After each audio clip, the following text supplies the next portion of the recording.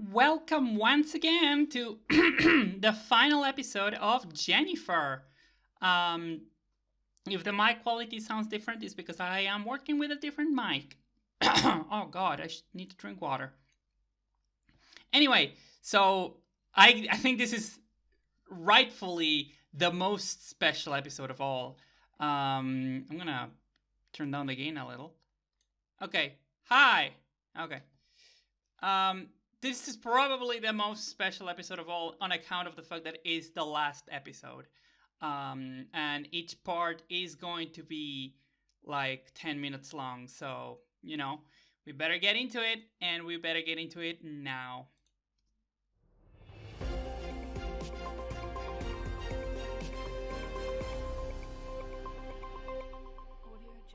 Yeah, I didn't know how to remove the audio jump In a groundbreaking move, Congress has approved of a... This was so fucking controversial for me. I want to clarify right now. I am personally not super in favor of surgical sex change for minors. In the sense that I don't think it's like needed, or I don't think it's like an emergency. From all that I've seen, it seems that social transitioning and hormonal transitioning and social acceptance are more than enough to reduce levels of dysphoria and towards the own body to acceptable levels, such that surgical transitioning wouldn't necessarily be needed. It wouldn't rise to the level of, oh, this is a moral obligation for us to provide these things to kids. So I just wanted to make my position clear in this regard. Law that would allow people as young as 15 years old to access sex reassignment surgeries.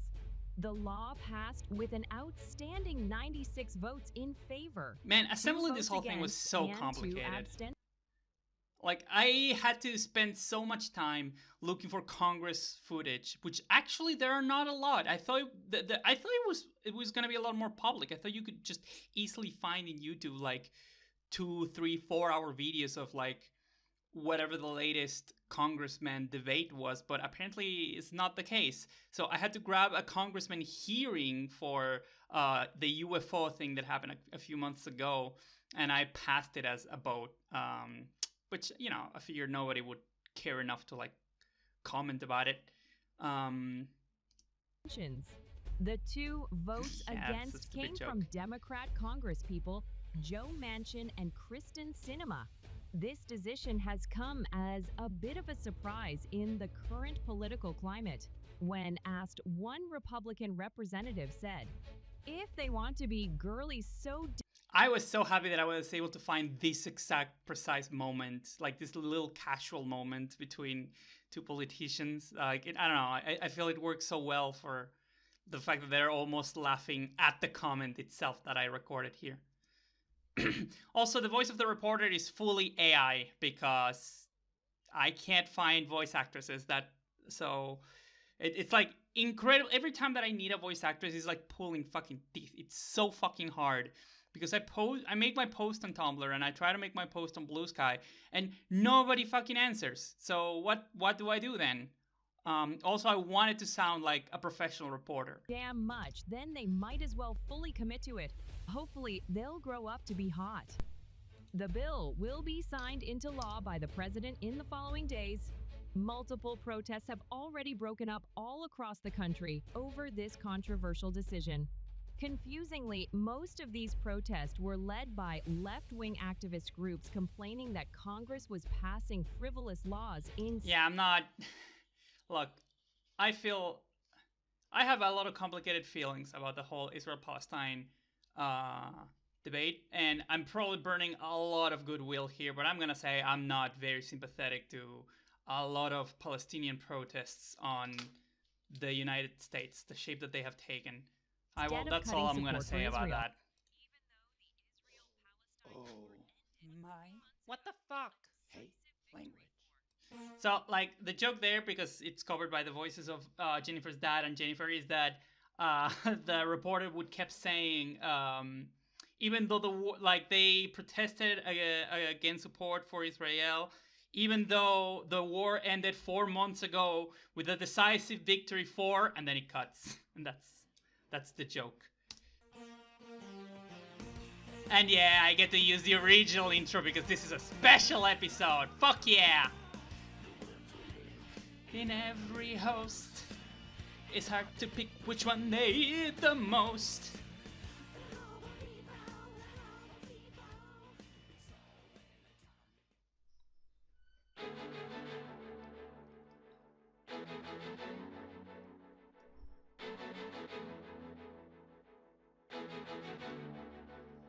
Okay, so a little comment, quick comment about this song in particular is Untouched by the Veronicas. So the important thing about this song is that I knew I had to include it at some point in Jennyffer because I consider it a cornerstone song in my own psychological and sexual development. I think listening to this song was the closest that I came to coming out when I was a teenager. Um, Back when I was a teenager and I looked like a boy and whatever. Um, I heard this song and it just, I don't know, it felt so provocative and so feminine, so fundamentally girly, and I loved it so much. It got to me so hard. It just that was the first time that I became aware. Oh, there is something inside of me that is not fully in tune with, you know, the gender identity that I was assigned. Like this song, in many senses, was like my deepest, darkest secret when I was a teenager because I would have it in my iPod and I would listen to it in secret, and I had to make sure that there was no one around me that could accidentally hear it through my headphones or anything like that. It was like it was that, and it was Numa Numa Gay. Which I also heard in private, and it was like, again, my deepest, darkest secret. The funny thing about that other song is that it came with the iPod because it used to be my uncle's iPod, who is gay. And also, the specific version of Numa Numa Gay that I would hear was the one, a female cover by a band named Fiesta, I think, that came in like a very specific album compilation of pop songs. Yeah, yeah, Among Us, a reference to Among Us. I thought about maybe animating the fingers, having to like click on the screen to, do these whole things, but I was like, no, fuck that. That's too much work. Also, it was a lot of fun to create a fake video game. It was a lot of fun to create like a fake video game screen and stuff. It's one of the few times where I can actually use my degree because I graduated as a video game designer in college. And yeah, she's hesitating because, she's conflicted about her identity and whatever.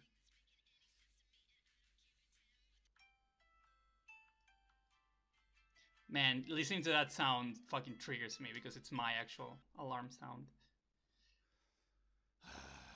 Just get through that. And this is the time where I get to finally reveal how Jennyffer fully looked before. Because we had teasers of that in episode 6 where we see the old photos that Peter is masturbating to, and we had a teaser of that as well in episode 9 where we see how they were in kindergarten when they met Vivi and James. But this is like, now we get to see who Jennyffer was as a character. Fucking day. Also, finding Jennyfer's voice pre-transition was an interesting challenge because it's not the voice that I used to have. Is the voice that I make for Jennyffer, and then I try to pitch it a little lower, and that's kind of it. But that is not my voice, which which one would assume. I have a problem when I hear this song is that I cannot help but hear Neil Cicierega mashup where he mixed it with Stacy's mom.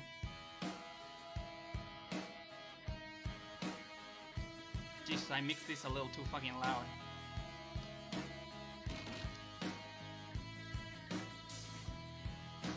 We can see the dad having to go to the army. An interesting fact about that is that I had an entire plot line thought of about why the dad had to go to the army, which is the fact that his dad, Jennyfer's grandfather, is an asshole. He's a piece of shit. He's a bastard, And the father comes from a very long military family, and Jennyfer's parents were struggling economically, and the only way that the grandfather would um, lend them some money that they deeply needed was if the dad went to the army, at least for a couple of years. And that's like a very horrible, very hard decision that the dad had to make.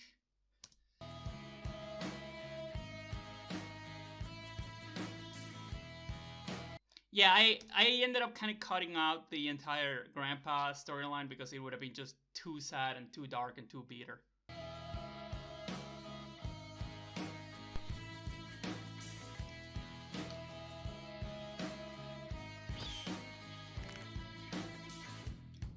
Yeah, in many ways, Jennyffer is meant to be angry. Like that's the core thing at the center of Jennyffer, and in many ways, this anger is meant to be a synecdoche or of something bigger, right? Like this may be a weird personal observation that I have made, but I feel like one of the many things that trans girls, trans women, probably trans people in general, have in common is just this anger, this deep seated just rage at the core of it all, no matter who the girl is, that I think Jennyffer captures very well.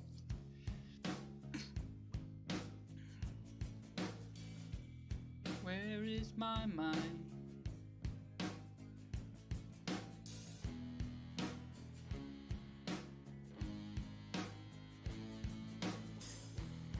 A friend of mine made the observation that this is like a very cliched song to put in this scene, and well, yeah, that is kind of the point.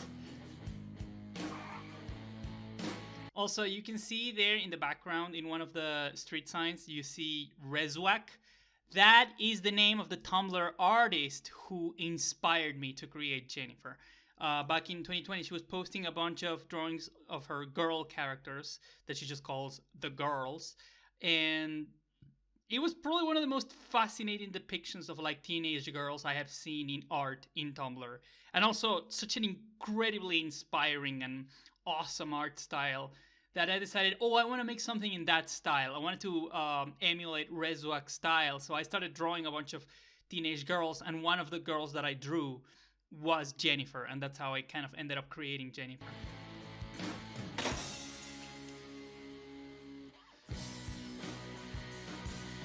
I was very lucky that I managed to sync that with the song. Hey, Peter! Hey, Peter, come on! Don't be a pussy! Come on, you're ruining the fun! Editing the soundscape for this scene was a fucking nightmare, and I think I didn't do a very good job, but yeah, I mean, I did the best I could. I don't want to play anymore. Yeah, dude, come on, let's get fucking pussy. Come on, dude. Hey, dude, come on, come out. Just leave me alone. Come out of there, you're gonna fucking regret it. Please just leave me alone. Please just go away.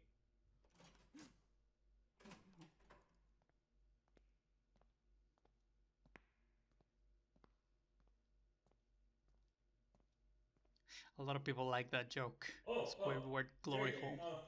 Hi, look, we were just screwing around with your friend, okay? Nothing weird's going on here. We're just having fun. Just Peter. One may consider that there is a weird continuity error here, in the sense that we're about to see Jennyffer release hell upon the bullies, like basically almost murder them. So one would ask themselves, why in episode 3 then do the bullies seem to be so comfortable and so confident in bullying Jennyffer?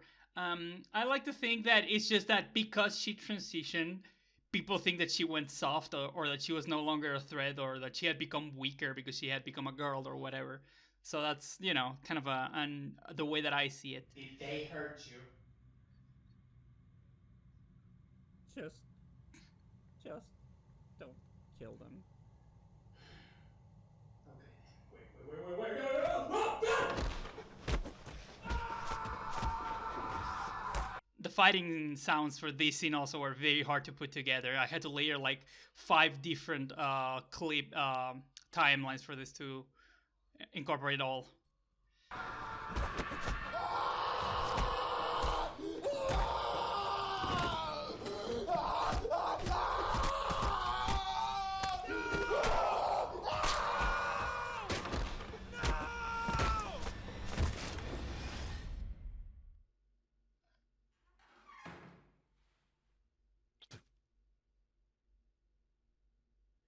JJ,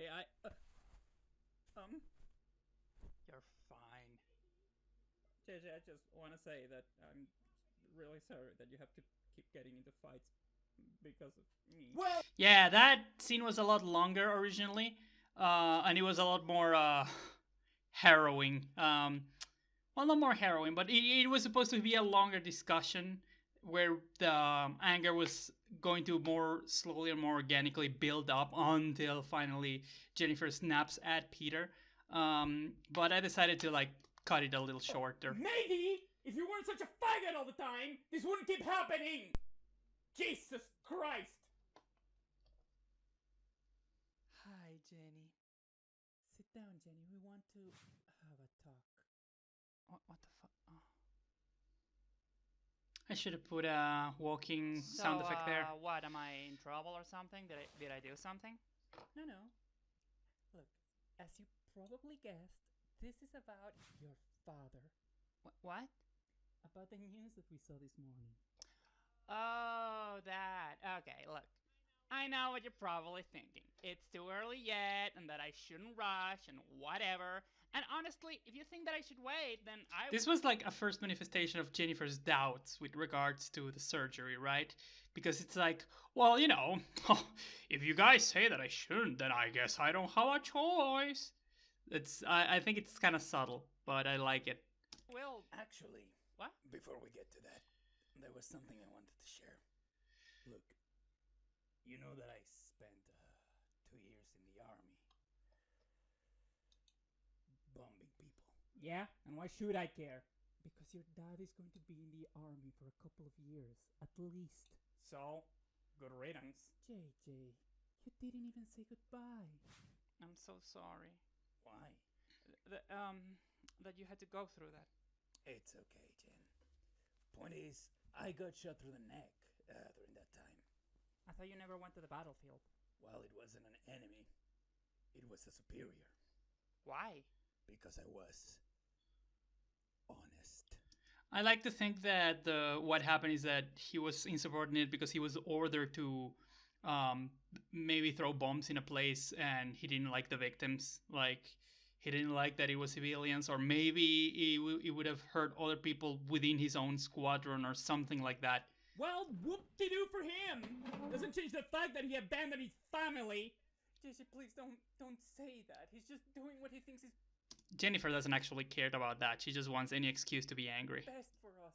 Well, whatever it was, I'm sure you didn't deserve it. Oh, I probably did. But the point is, it tore through my larynx. And that's why my voice sounds like this now. Oh, so that's why. Okay. Yeah. I don't know if I had this like planned from the very beginning. I don't remember if I always thought, oh yeah, it was an accent in the army. His voice is not natural like that. I think I originally was like, well, that's just his voice. That's how he sounds. He sounds like that because he's constantly repressing his anger. But I like this explanation that I came up with afterwards. Thing is, my voice has now changed. Now, every time I want to talk, I was actually planning to have like a recording of the voices of the father and the mother arguing in the background during the whole "Where is my mind" sequence, and it would have been like, you know, a little muffled in the background, and we would have gotten to hear a glimpse of what his voice sounded like. But then I decided it would have been too much noise crowding the song. every time I want to say anything, I'm talking with the voice of a stranger. And it doesn't feel good. My voice is no longer my voice. It sounds wrong. Just every voice strain, time I dude. speak. I lost a part of myself forever, and I am never getting it back. And if that is just a fraction of what you have to go through every day, Jenny, with your own body, then there is no way I could get in the way of you living the life you need. Wait, what? What are we talking about now? What we mean to say, Jenny, is that if you want to get the sex change, we fully support you. Wait, hold on. What? Aww. We love you, Jenny. We are proud of you, and we trust that whatever you decide will be best for you. So, what do you say? Well, gee, I guess there's nothing else to say, but... Fuck you! I don't want to talk anymore. Fine. Go to your room then. Way ahead of you.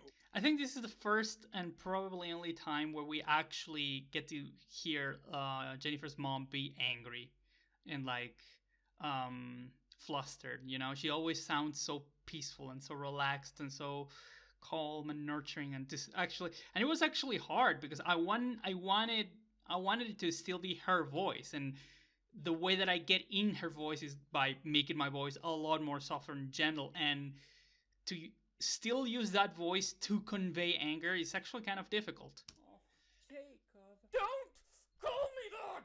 What happened? I thought therapy was helping. Well, it isn't! Fuck!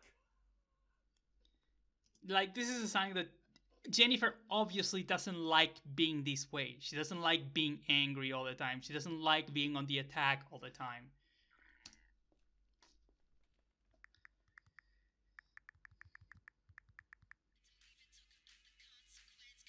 And yeah, this is kind of who I was when I was a teenager.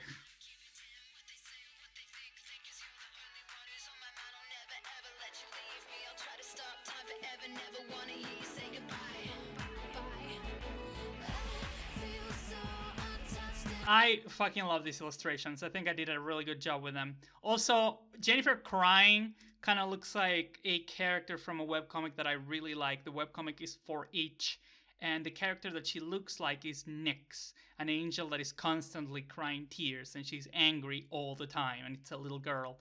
And they're very similar in a lot of ways. Except that Nyx is a lot more driven and object mission-oriented. And first time I have Patreons. Can you believe it? And that was part 1. I'll see you in part 2.